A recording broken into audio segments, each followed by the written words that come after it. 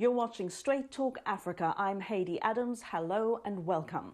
Trust me, it will boost the economy. It will help Ghana. It will put Ghana on the map. It's good to build our country, to build fields. For now, we can't. This week, we'll look at what it would take to bring the Summer Olympic Games to Africa. The Olympics is known for deepening a sense of national pride, but does it make economic sense?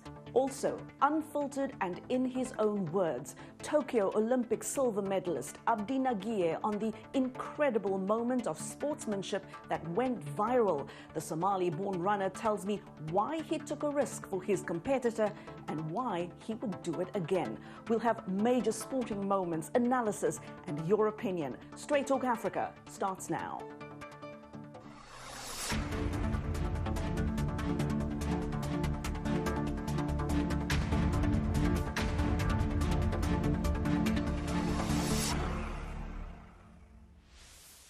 It's an ancient tradition that's become a modern spectacle. The Olympic Games is famed for merging sport, national pride, and big business. Since its inception, the Summer Olympics has been hosted on 5 continents, but never Africa. Now Senegal is preparing to host the 2026 Youth Olympics. Could this be the ultimate test run for an African nation to host the world's greatest sporting competition? Mariama Diallo takes a look. African athletes brought home gold, silver and bronze medals from the delayed 2020 Tokyo Games. In Kenya, thousands cheered Eliud Kipchoge, who won the men's marathon. But one fan had a special request. We are very happy, all of us from Rift Valley and Kenyans as a whole, just to implore our leaders to address the issue of stadiums like the Kipchoge Stadium is dilapidated, and today Kipchoge has shown the world that we are more than capable. For many countries, it's just too expensive, says Andrew Zimbalist, editor of Rio 2016, Olympic Myths, Hard Realities. So you might read, for instance, that in Tokyo this year they spent roughly $15 billion, or that in Brazil in Rio in 2016 they spent roughly $12 or $13 billion. But the real numbers in Tokyo are above $35 billion. The real number in Rio is above $20 billion. Zimbalist says developing countries face even more cost. They don't have the necessary transportation and communications and security and hospitality infrastructure. So the amount of money they have to invest to do it is much, much larger. And the problem is that more often than not, you're constructing infrastructure for the purpose of hosting the games, not for the purpose of solving development bottlenecks in your country. For now, Senegal is preparing to host the first Youth Olympic Games in 2026. Experts say that event requires about 1/3 of the investment needed for the Olympic Games. There are expectations from the whole African continent, and Senegal has to organize games that would live up to the standards of previous Youth Olympics. And because of that, Senegal is going to make sure it's a success. Wad says plans are well underway. We are planning to first renovate 3 main venues. The Iba Mar Diop Stadium, which will host track, rugby and other sports, and there's also our Olympic pool, which needs to be renovated. It has an adjacent park, which will host a few events such as the BMX freestyle, basketball 3-on-3 and hockey games. And there is also the Kassun Samba Dieri Diallo, where the equestrian-related events will take place. He also says there will be venues in other hubs outside the capital Dakar, such as a popular seaside resort area, and in Diamniadio, where last year President Macky Sall led the groundbreaking of a new 50,000-seat stadium. Sall said this new stadium could be used for future local and international competitions. Mariama Diallo, VOA News. Mariama Diallo, thank you very much. We hit the streets of Nairobi, Kenya, to ask people there if they'd like to see the Olympic Games on home soil and if they think their country would benefit from hosting the Olympics. We are very far from holding Olympics. First, we have no facilities. We have no playgrounds. We have so many things. We have a long way to go. So it's good to build our country, to build fields. For now, we can't. We cannot. I don't think Kenya is ready yet to host Olympics.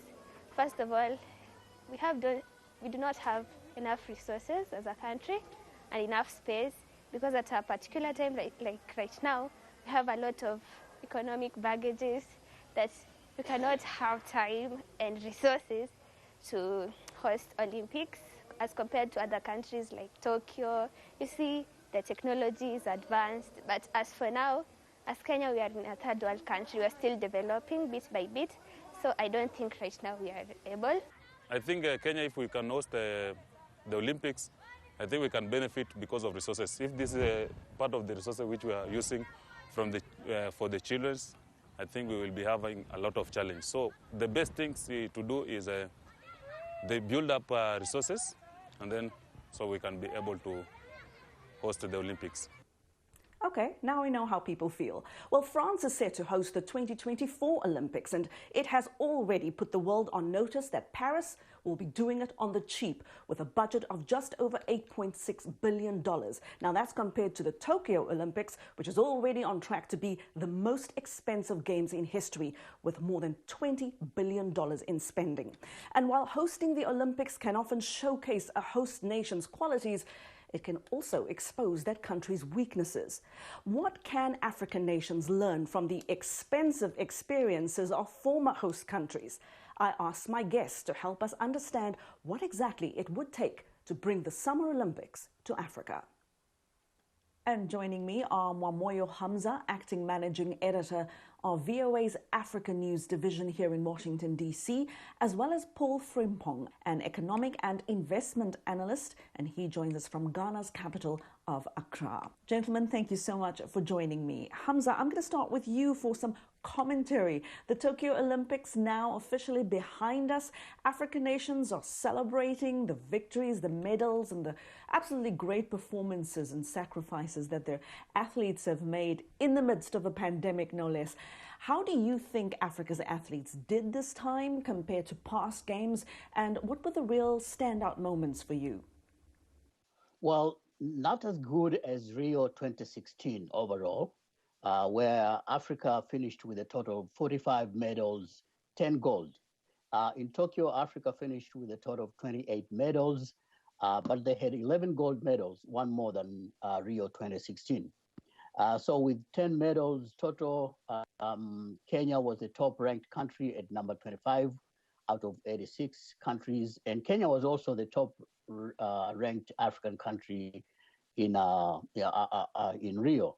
But the majority of the medals were bagged from the traditionally strong African sports, athletics or track and field, as they call it. The rest were in boxing, taekwondo, wrestling, and swimming. You will see that Africa suffers from the fact that it doesn't participate in a lot of sporting events during the Olympics. There are more than 40 different sports in the Olympics, and Africa participates in less than half of those. What's wild is that out of those 40 sports, Africa's real chances of winning medals are always in about only 3 sports: athletics, track and field again, boxing, and for the last time, the past 2 Olympics or so, I think Africa added swimming with the participation of Zimbabwe and South Africa. So you can see the chances for Africa winning many medals is reduced to just a few sports. And that's the reason why they don't do as well as they could have if they were participating, say, in all those 40 different sports. And Paul, is it time that Africa as a continent moves beyond Olympic Games competitor status to host status? If you look at Brazil, the first South American country to host the 2016 Summer Olympics, their final price tag was north of $20 billion. Now, from a purely economic standpoint, Is that the kind of money you see an African nation setting aside for a sporting spectacle like this? I mean, would that even be smart? Walk us through what it would take for the Games to come to Africa. Well, I think hosting an Olympic Games, it's no child's play.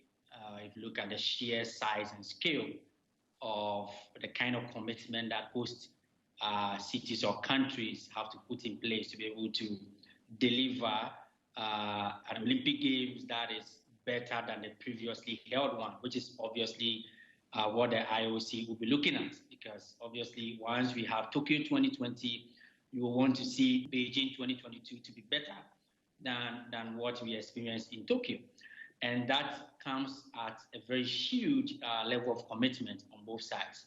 Now, there's a particular reason, which in some cases are obvious, why after 125 years or so, no, we've not had any host city from Africa to host the Olympics. Like I said, this is pretty much obvious because of the level of commitment that you have to be able to host an Olympic Games. The criteria that has been set by the IOC to select a host city, in fact, to go through the bidding process alone, is in itself rigorous. And after that, you need to also, cough out the financial commitment that is needed to be able to host the Games. So from where I sit, it's purely about a case of cost-benefit analysis, that if I'm willing to commit this amount of investment into hosting the Games, what would I stand to benefit out of it economically? Of course, there's the social and political side, which I'll come to in later stage. So when you look on the surface of it and look at the economic construct of most economies in Africa, including the leading economies on the continent, which of course might have a bit of similarities with Brazil. We talk about even the BRICS, Brazil, Russia, India, China, we have South Africa as part of it. When you go to the north of the continent, you have Egypt, Morocco, and Algeria, also relatively stronger economies. Come to East Africa, you have Kenya, you might have Ethiopia in there, you have Ghana itself, and then of course, South Africa almost always ahead in terms of everything that you need to have.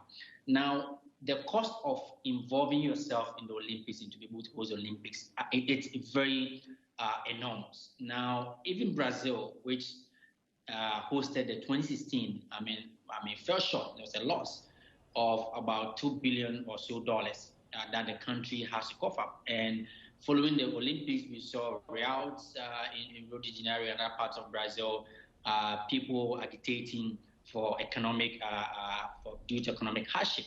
So really, for me, when you look at economic cost-benefit analysis of hosting Olympics, in the context of Africa, it's not outrightly going to be about the commitment that a host city wants to make to be able to host the Olympics.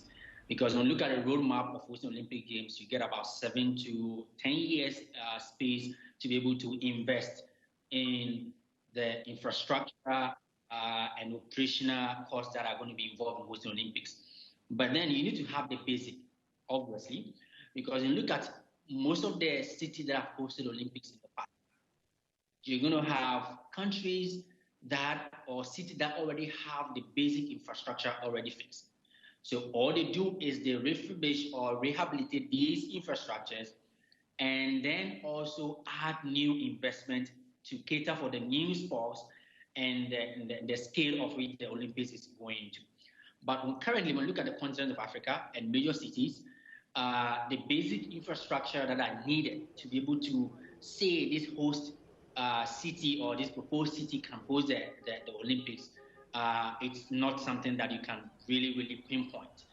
So it's a tough sell for me when it comes to whether the continent is ready now to host an Olympics. The scale of it, the sheer investment that is required from the physical infrastructure, the general infrastructure, the sports-driven infrastructure that you have to put in place, the externalities like security, like healthcare, all of these have to be properly structured in cities in Africa. Then when you bid and you win, you can then reinvest or invest additional infrastructure to be able to help you host an Olympic Games. And the numbers that I've seen so far, including the one that Tokyo, 2020, shows that it's going to take a lot of commitment to be able to host Olympics. And so far, on the face of the numbers, in terms of the amount of investment needed to go into Olympic preparation, to hosting it, compared to what accrues out of it, it's a bit difficult to sell at this moment for Africa. Yeah, let me say something. We have to realize that after the 1976 Montreal Games, people started looking at the economics of hosting the games, because Montreal found itself with empty structures with no real plans what to do with them. So the cost is on both ends, going in and after. The 1980 Games were held in Moscow, and it was hard to figure out the cost. But the following games in Los Angeles, US, 1984, were the first games organized as a business enterprise. And this was led by the chairman of the Olympic Organizing Committee of Los Angeles, a gentleman by the name of Peter Uberov. That's when the games became a business. So from then on, anytime you want to host the Olympic Games, you really have to have a business plan and approach it as a business, because there's a lot of cost going in. You have to construct fresh venues, leave alone the main stadium for the opening and closing ceremony and where track and field takes place. You have to construct swimming pools. You have to construct cycling rinks. You have to construct venues for 40 games. And that's a lot of money. And then you have to ask yourself, okay, after the games, what am I going to do with all these venues? Yeah. What benefit cost do I have with all these venues? Look at South Africa when they hosted 2010 World Cup. They had to construct, a lot of stadiums. I can't remember the number really, but that's only one sport. Now with the Olympics, it's more than 40 sports events. Yes. So that's why it becomes so much expensive. And as Paul says, South Africa appears to be the most likely, candidate if they want to go for it. And then you have countries such as Morocco, which they have hosted some other continental-wide, games. But really, there has to be a very serious examination of, can we afford it? And can we afford it before? And can we afford it after the games? And to your point, Hamza, I covered South Africa's preparations for the 2010 FIFA World Cup. And it was really nerve-wracking to watch in a country, and in my home city where so many people are living in poverty. We were building stadiums instead of more houses for people. We were building a rapid transit system which worked like clockwork if you were a tourist in the fancy parts of town, and not really where people really need adequate and functional public transport networks the most. It's now been, more than a decade, and I'm not sure many South Africans can actually point to any massive economic success to show for all that construction. People are often sold the economic benefits, but can the Olympics actually be destructive to economies? Yes, indeed. And I think we've seen clear cases of this economic disruption. Of course, following the Athens Games, we saw Greece plunged into chaos economically. And these were as a result of the aftermath of the games that were held in Athens. So obviously, if the economic construct of the country that wants to host the games is not solid enough, the aftermath is almost always catastrophic. And as Hamza mentioned, so it's pre-games, during games, and post-games. So when you pick a typical country in Africa and look at the number of games that are being held at the Olympics, and the size or the number that African countries actually participate in, you realize that post games, we will virtually not have use for all these infrastructure that we are going to put in place. I mean, the event-driven infrastructure Of course, the roads become useful, the rails become useful, the airport expansion, building of new airports become useful. But then again, the sports link infrastructure that you're going to build, most of these games are not being had in Africa. Africans do not participate in these games. So what becomes of these structures that are put in place for these games? Again, there's also an angle about maintenance. I mean, it's also an evidence that in most host cities, post Olympic Games, some of these infrastructures are not being maintained. Even in 2016, just in Rio de Janeiro, there are a lot of infrastructure that have been left to rot because of lack of maintenance. And clearly that when you go across the continent, we have an issue with culture of maintenance. So if you're going to invest, this should be in this kind of infrastructure for Olympic Games. And thereafter, you do not have the use, I mean, in the everyday use for this infrastructure.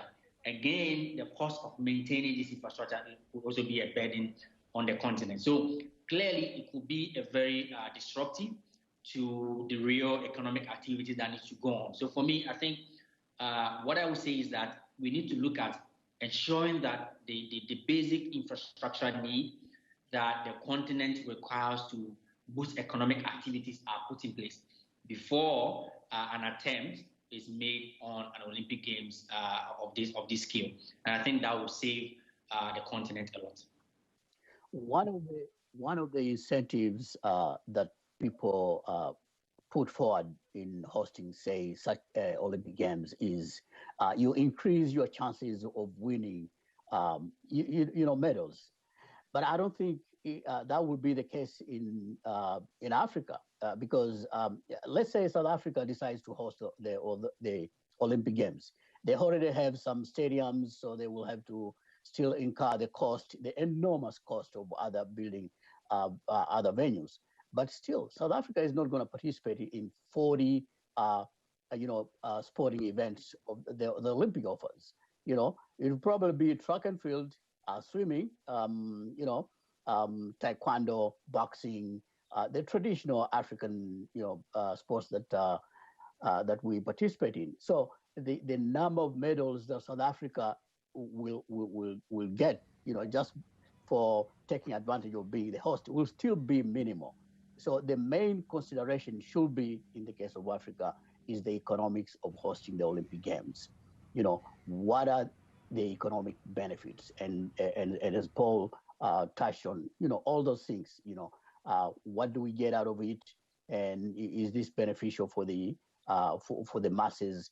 What will happen 2, 3, 4, 5, 10 years after we have, put all this money into organizing the Olympic Games? How are we benefiting? That should be the main consideration for African countries. And we'll bring you more from that discussion after the break. We'll also ask Ghanaians if they'd like to see the Olympics on home soil. We'll be back in a moment. Health, wellness, sport, beauty, medical breakthroughs. Healthy Living cares about your well-being. What are the main health concerns in Africa and around the world? Find out the latest on coronavirus. Connect with our experts and ask them questions. How long does the virus stay? Join me, Linoch Mudu, in Washington, every week on Healthy Living, right here on VOA. Are we ready to host the Olympic Games? I think for sure. Do you know what it will do for our economy? It will boost the tourism sector. We get to see our favorite players, Kawhi Leonard, Kevin Durant, Luka Doncic, Naomi Osaka, and all the rest. Trust me, it will boost the economy. It will help Ghana. It will put Ghana on the map. So are we ready? Well, if we prepare, we can host it. Ghana is ready to host the Olympics Games because currently we have quite a vast infrastructure, looking at stadiums, swimming and gymnasium places in the various tertiary institutions. And as far as talent goes, we have quite a number of promising talents. If the recent Olympics is anything to go by, we made quite an impressive statement. I think Ghana is ready to host the Olympics. It doesn't really take much. All we have to do is to prepare, because Ghana was able to host Cannes 2008. Ghana was able to host Cannes 2008. It's all about preparation. So for me as an artist, I think there's a lot happening in Ghana that if we are able to host the Olympics will be of great benefit to the country. We are ready to host the Olympic Games. Why not? We have all the infrastructure. The Cape Coast Sports Stadium is ready. Baba Yara Sports Stadium is ready. Looking at the Accra Sports Stadium. If not that, and University of Ghana Sports Stadium. We are ready. The people on the streets of Accra, they're telling us whether they think Ghana would be ready to host the Olympics and how they think it would benefit their country. And here's more now from my discussion with VOA's Mwamoyo Hamza and investment analyst Paul Frimpong. Gentlemen, we have Senegal preparing to host the 2026 Youth Olympics. Do you think that's going to be a sort of test run for African nations with hopes to host similar types of events? Are all eyes going to be on how Senegal fares in preparing and hosting those games? And which countries do you think would be well placed to think about putting in a bid to host a future Olympic Games? I mean, that's apart from the usual suspects like, South Africa, Egypt and Morocco. Yes, sure. So obviously, with the IOC, like I said, the mandate of the IOC is to give the world the best of Olympic Games. And so what they do is that they scrutinize every bidder to make sure that the host cities that are bidding to host the Olympics can do better than the previous Olympics, which is what progress is. In the context of Africa, I still maintain that, of course, when you do the cost-benefit analysis in terms of how much a country or a city has to invest vis-a-vis the benefit thereof, it's a tough sell for me at this particular point. Obviously, we can look at other externalities which comes with hosting the game, which might not be in terms of monetary, in terms of investment and returns, but could be one of visibility and global presence, which could be one of the benefits that I would look at. I mean, the jobs will come, but they are mostly temporary.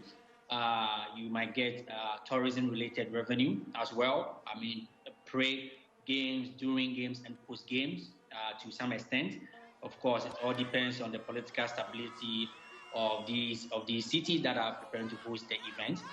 But I think for Africa, one of the areas that might be, for a reason for me, reasonable enough to want to say you want to bid for Olympic Games, will not be on the number side in terms of how much you invest in what you're going to recruit from, but it could be more of one of visibility and global presence, right? For the Youth Olympics, yes, it could be a test for Africa to show that it has a capacity to some extent to host an event on the scale. Of course, the scale of the Youth Olympics is not the same as the summer or the winter Olympics that we've been witnessing.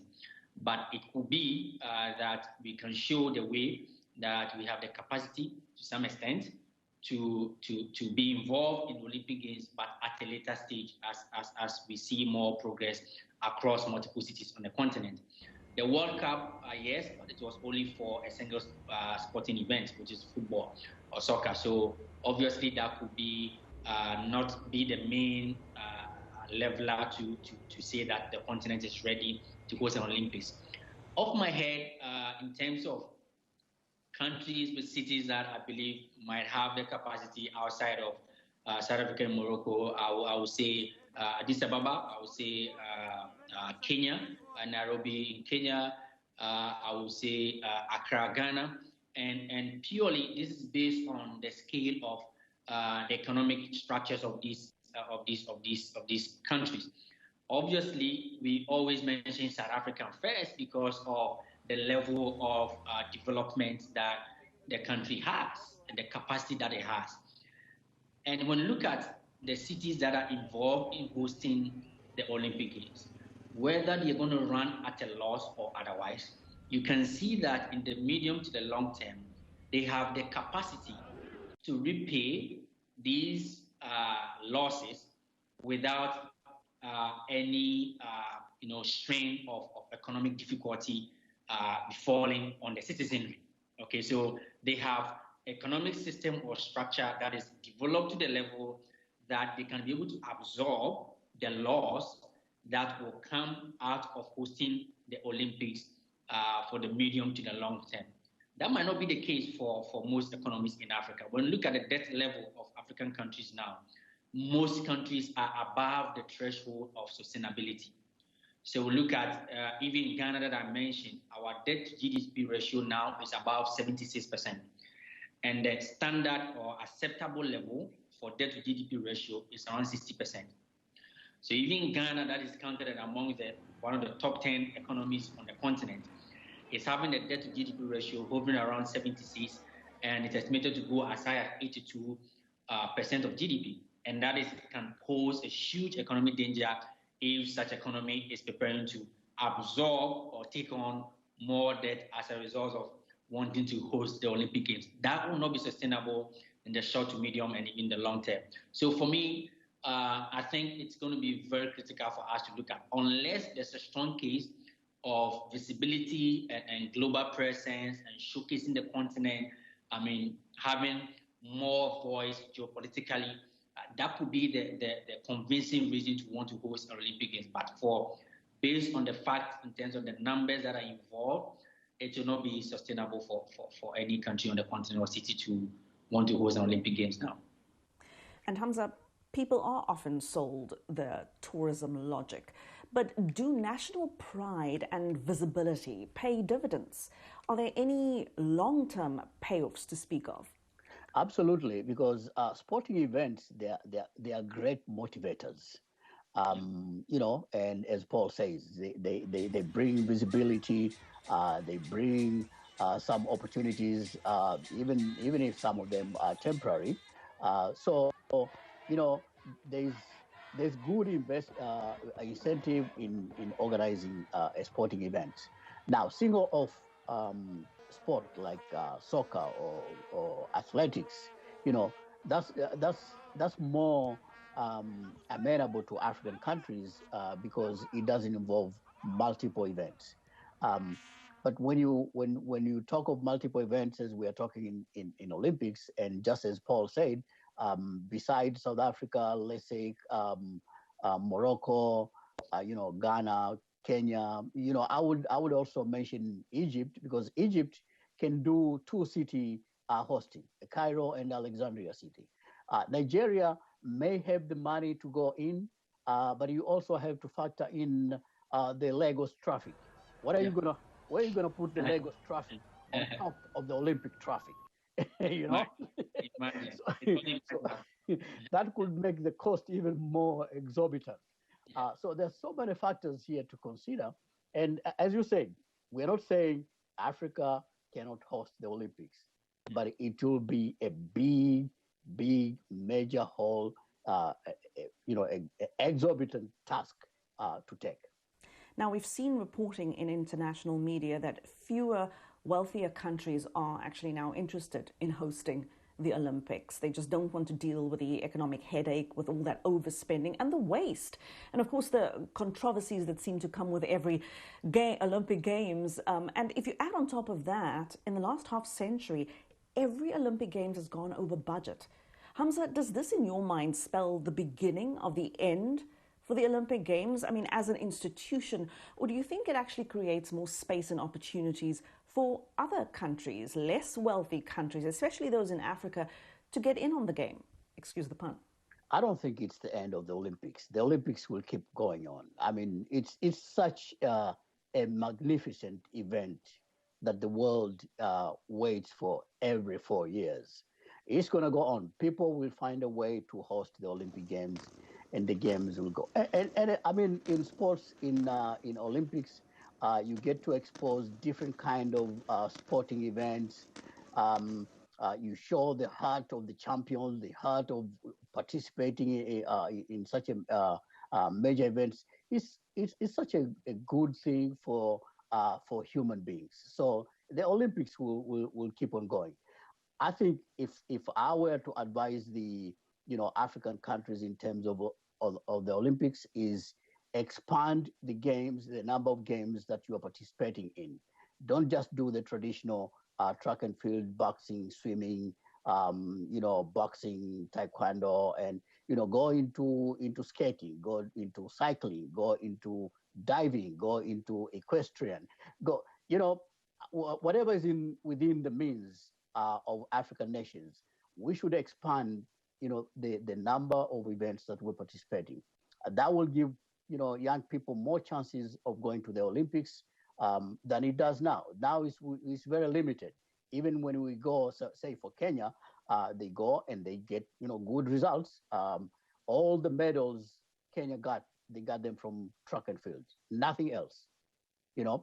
Kenya is a good boxing country. So is Ghana. So is Nigeria. I mean, they should also invest on how to have success in those games because, Ghana, they just won their a bronze medal in boxing in Tokyo. And the last time they did that was 1964. Yeah. So, Paul, can you explain that? Yeah, true. I mean, it was historic. I mean, it was all over in the media in Ghana that we've had to wait for this long to get a medal at the Olympics, and that's also it was a bronze medal actually. So for us, it's a bit historic, and it means that the last time Ghana had a medal at the Olympics, I wasn't born then. So you can imagine what it means for us. So I think you're right. And for me, I think in future, in terms of the Olympics, on the face of the cost-benefit analysis, the Olympics will not stop. But I think in future, it's going to be lean towards a limited traditional host, which will just be rotating amongst themselves. I think that could be the possible future of the Olympics. Cities are going to bid every now and then to want to host, but the trend will fall on the fact that it's going to be rotating amongst countries or cities that have already hosted the Olympics in the past. So it already started unfolding now. So we have the US that will host, I think it's fourth or so Olympic Games in LA in 2036 or so, 2032. You have Paris that will be hosting in 2026, which is going to be the third time or so. So I'm sure the trend is going to follow in that state, because for new hosts, the cost involved, the scale of it and the cost involved, I think is very daunting if you do not have a strong economic underpinnings to support these kind of investments. In the medium to long term, it will be too much to bear going forward. So I think that is how I see the future of the Olympics going to be. Mwamoyo Hamza, Acting Managing Editor of VOA's African News Division, and Paul Frimpong, Economic and Investment Analyst. Gentlemen, great insights. Great to have you with me. I do appreciate your time. Now, we also asked you on social media if you think your country would be ready to host the Olympics. Crispus Rehayo says even if we are not ready, Uganda should be considered to host these beautiful games. Festus Asino is optimistic in Southern Africa and says Namibia is ready. Barinabu Bless says not in Africa. Maybe Arab Africans are ready, but not us. The last time the big event came to South Africa, it left a lot of people in debt because of too much corruption. And thank you for sharing your comments with us on social media. It's always great to hear what you think about the issues we cover. Still ahead here on Straight Talk Africa. From Egypt's Mohamed Salah and Liberia's George Weah to South Africa's Nelson Mandela and Cote d'Ivoire's Didier Drogba. What happens when the worlds of politics and sports collide? Also, Olympic silver medalist Abdi Nageeye tells us what was behind that incredible moment of sportsmanship at the Tokyo Olympics. Stay with us. We'll be right back.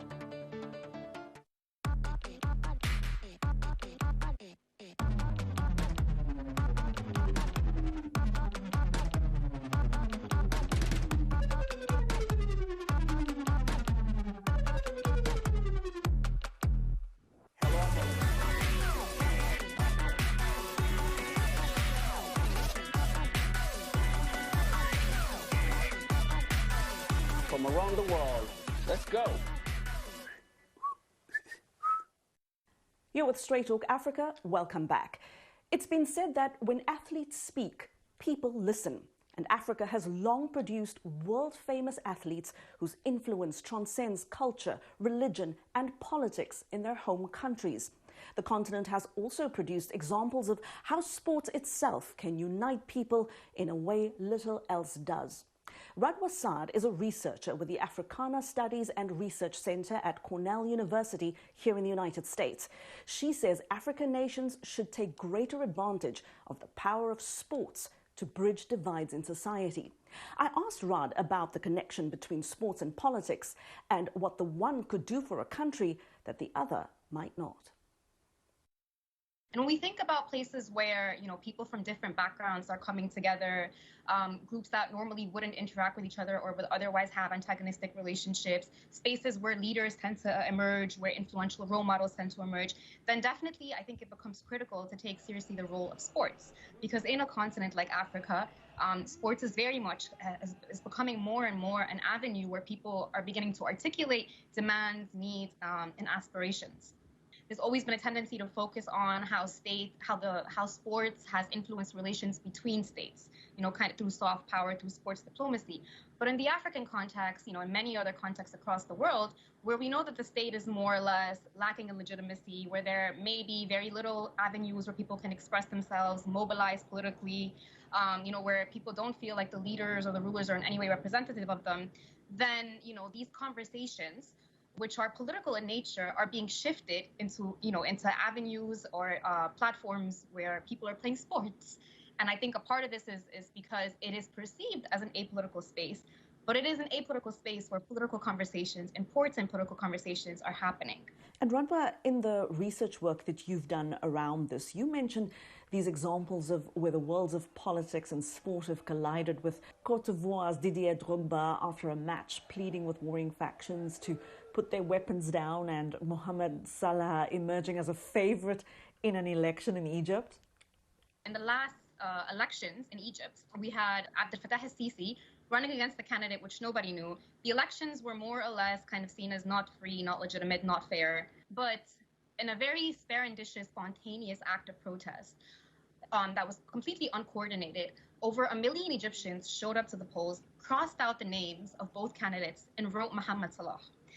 And in the results that came out, it was actually shown that Mohamed Salah became the surprise runner-up. So he actually got more votes than the opposition, right? Now, some people can say, oh, this is just a joke. Mohamed Salah is not going to run for president, even though it has happened in Liberia, where George Weah, people also said he wouldn't run for president. There's no way he'd ever be qualified enough.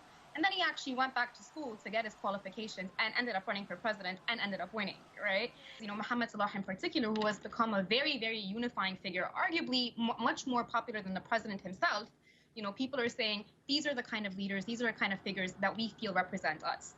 And, what's interesting about Mohamed Salah in particular is that his influence just cuts across, transcends completely issues of class, religion, ethnicity. He's seen as sort of embodying a particular practice of Islam that's moderate, which most Egyptians kind of feel like they're always kind of caught in between this. You're either authoritarian, an elite capturing the state, or you're an Islamist, right? And he's saying, no, I represent a very moderate version of Islam. I come from a very modest background. I demonstrate a certain mastery and discipline in my craft, and these kind of values that people really, really hold dear. And I think this is the reason why his influence is able to resonate so widely across all these different divides. At the end of the day, we all know that politics is about the allocation of resources, about forming a government, governing a country, and managing the country's affairs. Why is it that people would look to a figure from the world of sports, which is really about athleticism? It's about individual physicality and celebrity as a potential solution to their political and socioeconomic problems? Right. I think this is it's a great question because, I think at times we do tend to sort of maybe over-romanticize the influence of sports, right? We have to keep in mind that there are limitations. And in the same way that sports can be used to bridge divides, it can also be used, to spark violence. It can also be used to exasperate divides, right? And we see that, for instance, in the 2009 World Cup qualifying match between Egypt and Algeria, where Algerians literally had to be flown out of Egypt in helicopters because the violence got so bad. These spaces are places where there's very intense emotion and passion, and if not channeled properly, this could lead also to negative outcomes. It's not always positive. And even sort of the notable examples that we're talking about now, which are beautiful, of course, when they happen, you know, Nelson Mandela kind of using rugby as a way to unify the nation. Of course, you know, there's been many problems after that, and much criticism about this not really doing much to tackle the underlying economic disparities between blacks and whites in South Africa. The same thing can be said about the influence of Didar Drogba ending the civil war in Ivory Coast. I mean, the country did descend back into a civil war a couple of years after, right? So even though his efforts did bear fruit, again, it was for a very limited period of time. Football, sports in general, can be used as a platform for peace building, but we also have to be very careful of how that's being done and what kind of messages are being disseminated. And I think we also have to keep in mind that, again, its power lies in the fact that it is perceived as an apolitical space. So if we turn to it as a space where politics can emerge, where, you know, where government can influence the state of political affairs, can spread its propaganda, you know, through using these sports platforms, then it becomes co-opted. It loses its, you know, its power to appeal to a large group of people in the same way that it is now. It must remain, at least in theory, a neutral space, right? Free of government hijacking, you know, free of the government co-opting it, in order for it to really be influential. At the end of the day, we do need, you know, what's going to actually produce profound change is the mobilization, right? Is the formal political avenues which people are becoming more or less sort of disenfranchised with, you know, see very little hope in. And it is really that work that needs to be done on the ground. Football can help, you know, it can spread messages, it can produce small acts or gestures that, you know, that can aid these processes, but it can never be, you know, the one thing that's going to transform the state of our politics. It just cannot. And that was researcher Radwa Saad speaking to me here in the United States. Now to an unforgettable moment of friendship on the final day of the Tokyo Olympics. It happened between these two men, Abdi Nageeye of the Netherlands and Bashir Abdi from Belgium. Both were born in Somalia and left the country at a young age. Locked in a three-way race for silver and bronze medals during the men's marathon, Nageeye suddenly slowed down and urged his struggling friend and competitor to overcome a leg cramp and beat Kenyan rival Lawrence Cherono in the final sprint to the finish line. Nageeye told me why he took this risk. Here he is, unfiltered and in his own words.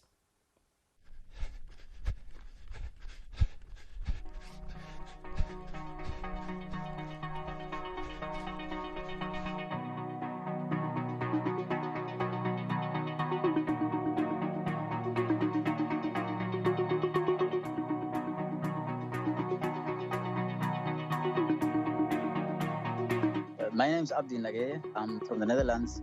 I'm a professional marathon runner, and I just competed the Tokyo Olympics 2020 in Japan. I came to the Netherlands, I think in 1996 as a refugee. Everyone knows what was going on at that time in Somalia, unfortunately. I grew up here. Unfortunately, I went with my brother to Syria, then back to Somalia, and then I came back to the Netherlands. I thought this is the best country I want to stay and study and work later. That was 2005. So I was been away 6 years from the Netherlands. And I started running here. I was playing soccer for a long time, and just actually, you can say it by accident, I started running. And the first race actually, or the first run touched me. And I really like the freedom, what you feel when you are just running alone in the forests, on the streets. And after a couple of years, it became my profession. And I went to Kenya, I went to Ethiopia to improve myself. And it was a long journey. It was a long journey, 14 years, I think now, that I was running. And it was my first success. My first Olympics was 5 years ago, 2016, also the marathon. And that time it was, wow, I can go to the Olympics. But this time I had different nerve because this time I knew I want to compete with the best. It's not only to go there and to join, but this time I want to come back with results. Bashir Abdi is really my long friend. And, you know, we had the background of becoming from Somalia, playing football, but also that background of we have to go to Kenya, we have to go to Ethiopia to train with the best because they are the best in the long distance. And I had many Dutch friends here, Dutch athletes, we were training together, and they were not going 100% for their goal. They were thinking about, yeah, I need a job later, I need a car, I need this. And me, I was going 100% for my athletics. Material was not important for me. And Bashir had the same, 2 hours away from where I live in Holland. He had the same dream. I was competing the marathon distance, and the marathon happens always the last day. It's always Sunday morning.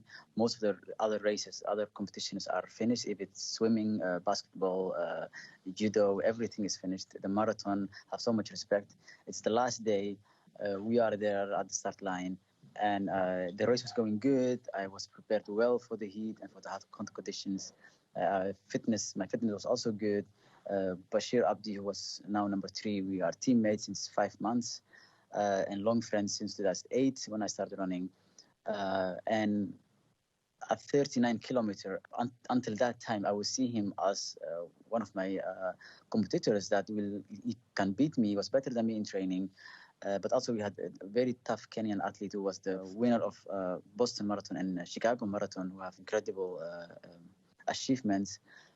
So at 39, I wanted to make my move. And I looked where everyone was. So I looked at my left side, I remember, and Cherono was there in the Spaniard, the Spanish guy. And I looked, where is Bashir? Because I was also afraid of him. So I looked, and then I see Bashir is not with us, or let's say he's not close to us. He's 10 meter or 12 meter. So I was telling him, come close. And it started that moment. So I waved to him. And that thing is very common thing for us. When in the trainings, when you have tough day, we will tell you, come close. And it helps you just stay close, because when you have a bigger gap, you will lose and you can run alone. So it happened again at 41, but still I want to go for my success. Still I want to go. But every time when I want to go, I see my friend and my teammate still hurting. So it was feeling like I'm leaving him alone behind there. So I still waited at 41, because I'm thinking Cherono have incredible speed. He's the last winner of Boston Marathon, and he had the best speed when he was beating the former world champion, actually the current world champion. He beat that race. So I was still thinking I need to have longer sprint, not short sprint. He will beat me in short sprint. I need longer sprint. So still I want to go, but Bashir is still there hurting and giving every time 5 meters, 6 meters. And then actually that time I let it go to have long sprint, and I said, I feel great. I was feeling still great. I said, Abdi, I had a lot of confidence. You can beat him in short sprint. So the last 3K, I was actually, I had confidence that I will be number 2, but I knew if we go, Bashir will not able to go with us. And I remember the 400 meter, I said, normally I always go 400 meter. I can have long sprint again. Still, I waited 200 meter, and then you can see I'm actually I'm trying to hide that Cherono will not see me that I'm putting now the sprint. So I wanted to surprise him with the sprint. So actually I'm still telling Bashir to come, but I never hide it, because when I see the videos, I'm just doing like very aggressive way. But that moment I was thinking, I do it secretly. I'm telling Bashir, now we have to go up. Bashir, I'm going now. You have to come with me. And I still waited, and you can see, from your side, you can see if someone is now next to you. And you can see actually when he's next to me, then I put my last sprint.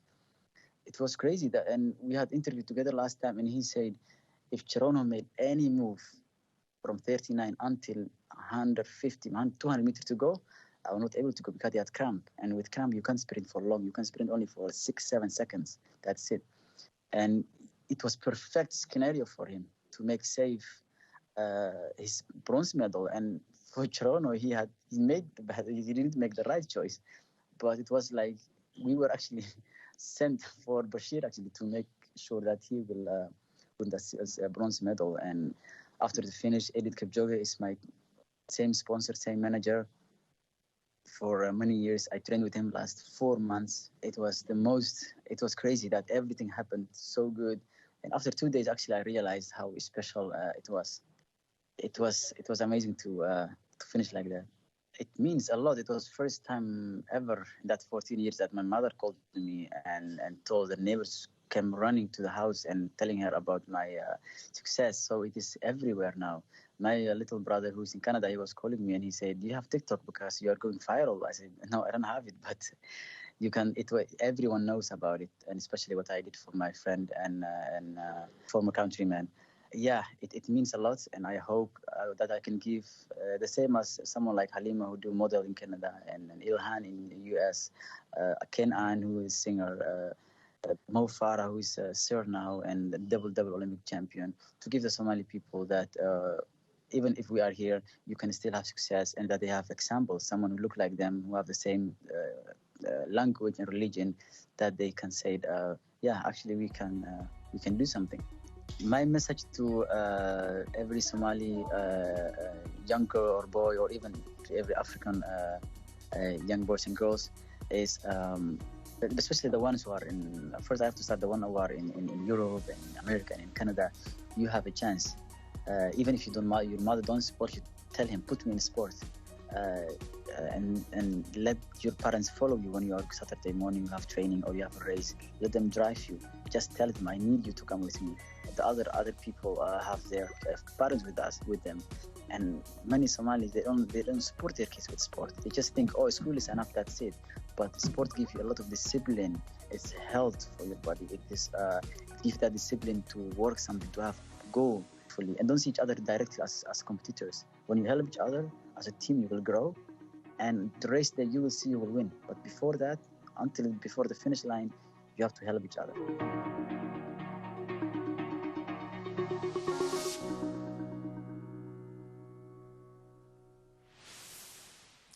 Olympian Abdi Nageeye there. And there were other memorable moments from the 2020 Tokyo Olympics. Africa's athletes brought home 37 medals in total. Kenya and Uganda won the most gold medals, 6 in total. Jackson Mvunganye has the details. Kenya's Eliud Kipchoge made history as only the third man to win gold medals in back-to-back games, while Faith Kipyegon set a new Olympic record with a gold for women's in 1500 meters. Uganda's Peruth Chemtai became the first Ugandan woman to win a gold medal in any sport with her victory in the women's 3,000-meter steeplechase. And Joshua Cheptegei won the men's 500-meter, scoring his second medal for the tournament. Christine Boma came in through with the women's 200 final, making her Namibia's first female athlete to win a silver medal at the Games. Burkina Faso triple jumper Hugh Fabrice Zango's disappointing first 2 jumps in the final in Tokyo left his family watching live at home in Ouagadougou, stressed and fearful that he could miss out on a medal, his country's first ever at the Olympics. Arguing him on from their sofa, Zango's father, brother and sisters erupted in joy when he leapt 17.47 meters on his third run, propelling him briefly into second place behind Portugal's Pedro Picado. Zango's father, Jacques, was overwhelmed in a good way as he hugged his wife, who was so nervous she chose not to watch the event. It's an immense joy because we experience it live, with the thrill and, in the end, victory. It's really an immense joy for us, parents, but also for the people of Burkina Faso. We are very proud. Zango won his bronze medal, the first for the West African nation since it began participating in the Olympics in 1972 on Burkina Faso's Independence Day. Fabrice Zango told Reuters in Tokyo that he had been looking to do better than bronze, but said that he was proud to win Burkina Faso's first Olympic medal on such a significant day. Well, many of those athletes returned home to a hero's welcome following their Olympic accomplishments. Uganda's President Yoweri Museveni handed out cash and luxury cars to his country's medal winners. Botswana's government rewarded each of their 4 Olympic medal winners with a 2-bedroom house. So, of course, if you want that, become an Olympian and then move to Botswana. Our very best wishes to every African athlete competing now in the Paralympics in Tokyo later this month. We'll be watching and rooting for you. Thank you so much for being with me this week, whether you are tuning in from across Africa or other parts of the world. Thank you for always watching and always listening. Until next time, goodbye.